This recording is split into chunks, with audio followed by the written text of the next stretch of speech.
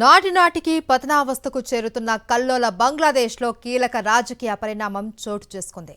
ఫిబ్రవరిలో జరిగే ఎన్నికల్లో ప్రధాని అభ్యర్థిగా అంతా భావిస్తున్న బంగ్లాదేశ్ నేషనలిస్టు పార్టీ బీఎన్పీ తాత్కాలిక చైర్మన్ మాజీ ప్రధాని బేగం ఖలీదా జియా కుమారుడు తారిక్ రెహమాన్ 17 ఏళ్ల స్వీయ దేశ బహిష్కరణకు ముగింపు పలికారు.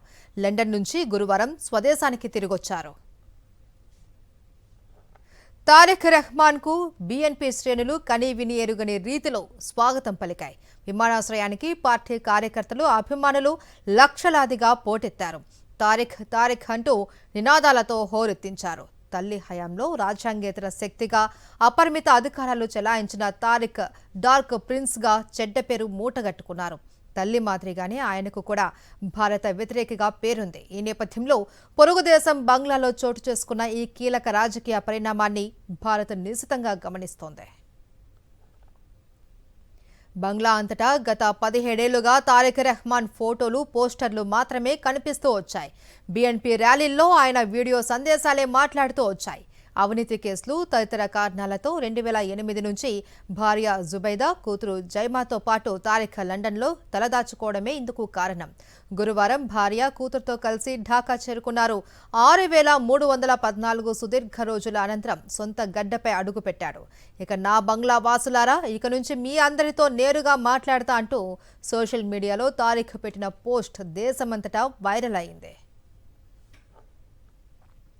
తారిక్ తల్లి 80 ఏళ్ల ఖలీదా సుదీర్ఘకాలంగా ఆసుపత్రిలో ఉండటంతో బీఎన్పీ పగ్గాలను తారిక్ పూర్తి స్థాయిలో చేపట్టడం లాంఛనమే కానుంది.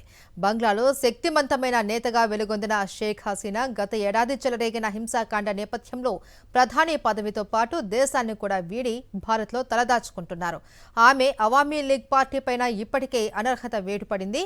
ప్రభుత్వం తాత్కాలిక సారథి, నోబెల్ గ్రహీత మహ్మద్ యూనస్కు కూడా మంచి నోరే ఉన్న ఏడాదికి పైగా అసమర్థ పాలనతో చెడ్డ పేరు తెచ్చుకున్నారు. దాంతో ప్రకటించిన మేరకే వచ్చే ఫిబ్రవరిలో సాధారణ ఎన్నికలు జరిగితే కనుక తారిక్ ప్రధాని పగ్గాలు చేపట్టడం దాదాపుగా ఖాయమేనంటున్నారు.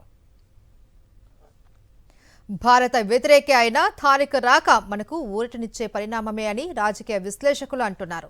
బంగ్లాలో ప్రస్తుతం నెలకొని ఉన్న తీవ్ర రాజకీయ అస్థిరతే ఇందుకు కారణం. ఏ పార్టీలోనూ పెద్దగా జనాదరణ ఉన్న నాయకుడు లేకపోవడంతో ప్రజల్లోని ఆగ్రహ ఆవేశాలను మతోన్మాద శక్తులు సొమ్ము చేసుకునే పనిలో పడ్డాయి. ముఖ్యంగా పాకిస్తాన్ ఐఎస్ఐ జేబు సంస్థ అయిన జమాతే ఇస్లామీ నానాటికి కోరలు చాస్తోంది. హసీనా హయాంలో పడ్డ నిషేధాన్ని వదిలించుకుని యువత, ముఖ్యంగా విద్యార్థులను ఆకర్షిస్తోంది. రాజకీయ శక్తిగా బలపడుతుంది. ఇటీవలి ఢాకా వర్సిటీ ఎన్నికల్లో జమాతే విద్యార్థి విభాగమే ఘన విజయం సాధించింది. ఇతర చోటమోటా పక్షాలతో కలిసి ఏకంగా అధికార పీఠంపైనే జమాతే ఇప్పుడు కన్నేసింది. ఈ పరిస్థితుల్లో దానితో పోలిస్తే ఉదారవాది అయిన తారిక్ రాక భారత్కు ఊరటనిచ్చే పరిణామమే. పైగా భారత్తో సత్సంబంధాలు కోరుకుంటున్నాము అన్న బీఎన్పీ ప్రకటనను విశ్లేషకులు గుర్తు చేస్తున్నారు. జమాతే వంటి మతోన్మాద శక్తికి ముకుతాడు పడటం మన జాతీయ ప్రయోజనాల రీత్యా చాలా ముఖ్యమని చెబుతున్నారు. తారిక్పై ఉన్న అవినీతి, హసీనా హత్యాయత్నం తదితర కేసులన్నింటినీ కోర్టులు ఇటీవలే కొట్టేశాయి. దాంతో ఆయన ఎన్నికల పోటీకి మార్గం సుగమమైంది.